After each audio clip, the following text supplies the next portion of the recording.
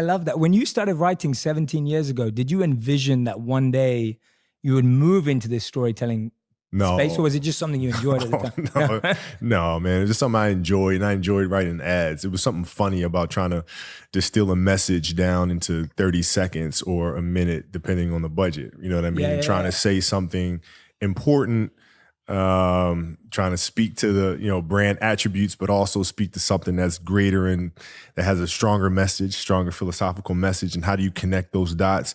So putting that puzzle together was something that was really intriguing. Yeah. But I never thought I'd be writing novels or movies and that sort of stuff. Never, man. I love that, man. I love it how everything evolves naturally. And actually hearing you say that, it reminds me. So my vision when I was sharing earlier became very clearly making wisdom go viral. Mm-hmm. And I was like, how do I take these teachings that are like so sacred, they're hidden away in these books, and how do I make them really relevant and accessible and practical to the whole world?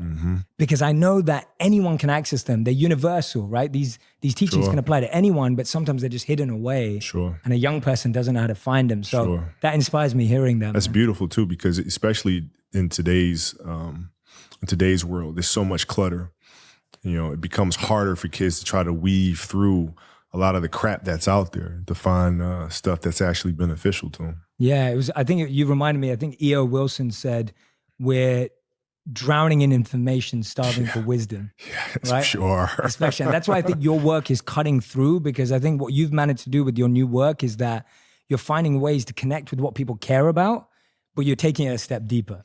Yeah. Right? Yeah. You're not just settling for let's talk about sports. It's not just about sports. It's about life, right? It's about the metaphor that sports has for life. I mean, sports is the greatest metaphor we have in terms of dealing with life. Because, even if you listen to music will give you guidance, right? That you can then meditate on and think about how you would apply it. In sports, you have to apply it in the here and now. I mean, you're faced with challenges moment to moment. You're faced with pressures and anxiety and communication or the lack thereof and all this other stuff. Like, it's in the moment. So you have to live it. And when you practice those things, you become better at it. But I just feel like in this day and age, our children have become less imaginative about how to problem solve.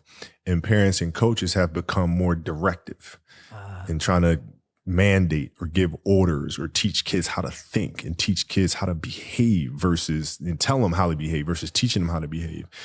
And so that's why I'm creating these stories and creating this content. Yeah, I love that. I think it's so true. When you treat people as kids, then they always be kids. Right. Even when they grow up.